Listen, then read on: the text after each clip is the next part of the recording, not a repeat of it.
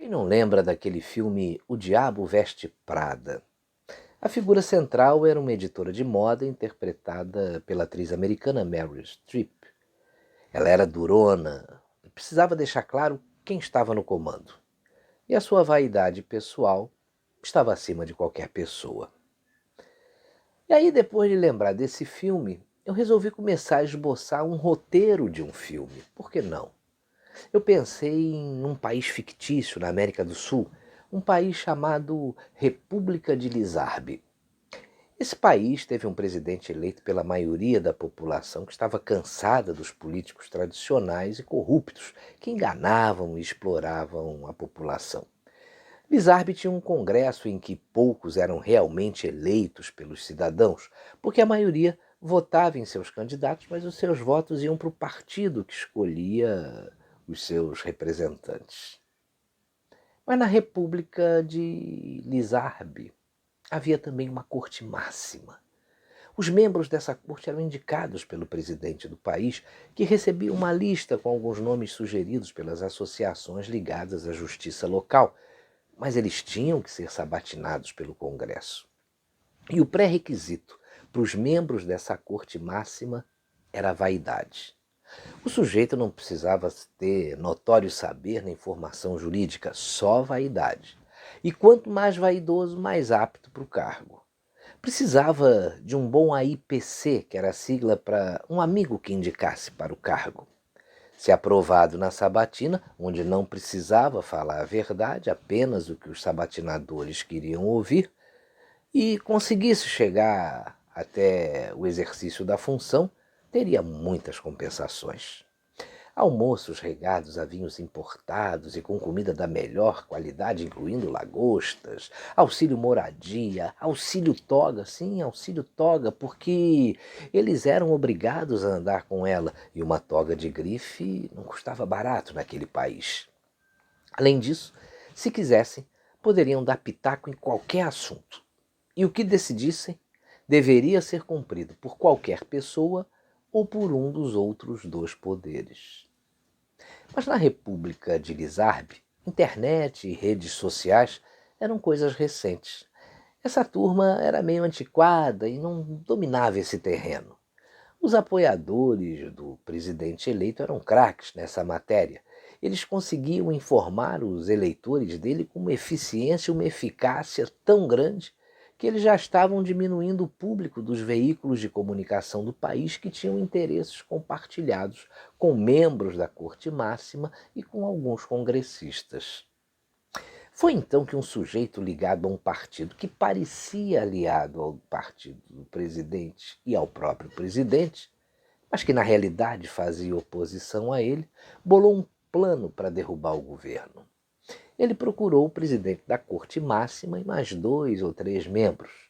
Resolveram utilizar o termo notícias falsas para iniciar uma perseguição a quem pensasse diferente desse grupo e atacar os apoiadores do presidente.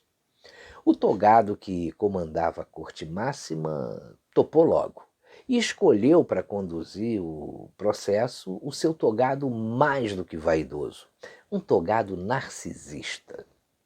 A diferença entre um vaidoso e um narcisista é a seguinte: o sujeito vaidoso, ele expressa o orgulho com relação ao próprio sucesso e se acha mais importante ou mais bonito que os demais.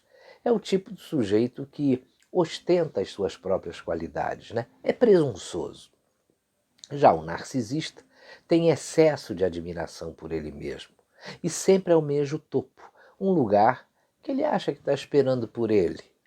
O narcisista quer ser o primeiro em tudo e só reconhece as suas respectivas qualidades. Ele se acha mais competente, mais inteligente, mais astuto e mais preparado do que qualquer um. Mas a verdadeira motivação do narcisista é o poder, que ele acha que merece. Costuma se vangloriar do que faz, sobretudo do que imagina ter feito, né? E aí, considerando as características de um narcisista, eu resolvi colocar no meu roteiro que esse togado era o diabo em pessoa. E olha, que tem tudo a ver, já que Satã, em sua tradução literal, significa acusador o adversário. E o togado diabólico da República de Lizarbe, além de proibir o presidente de fazer nomeações para alguns cargos da República, saiu acusando todos os apoiadores dele e mandou até prender alguns deles. Foi convencendo os colegas a proibirem mais e mais coisas na República e não permitiu que ninguém tivesse acesso aos inquéritos instaurados por ele, que se tornaram secretos. Tudo ilegal.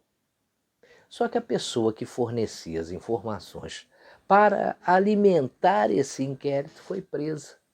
Foi presa porque espalhava notícias falsas. Depois, um dos perseguidos pediu asilo em um país da América do Norte e de lá fez denúncias gravíssimas contra os membros da Corte Máxima, que incluía inclusive o conhecimento de escutas clandestinas em endereços de apoiadores e do próprio presidente da República. Os togados tinham a obrigação de avisar o presidente, mas não fizeram isso. Prevaricaram. A Corte Máxima, que já não estava com um bom conceito, ficou mal na fita.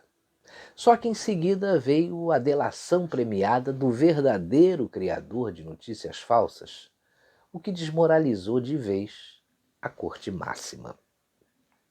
Então, a população se reuniu, pressionou o parlamento e o próprio presidente e, considerando que esses eram os seus representantes, ordenaram que ninguém mais cumprisse ordem nenhuma da Corte Máxima. E essa corte ficava dando ordens que ninguém cumpria e aplicando multas que ninguém pagava. E ela foi definhando, até ser fechada por total inoperância. E aí a população da República de Lizarbe viveu feliz para sempre, até a próxima eleição. Eu gostaria de deixar bem claro para você que essa é uma obra de ficção. Qualquer semelhança com a realidade é mera coincidência.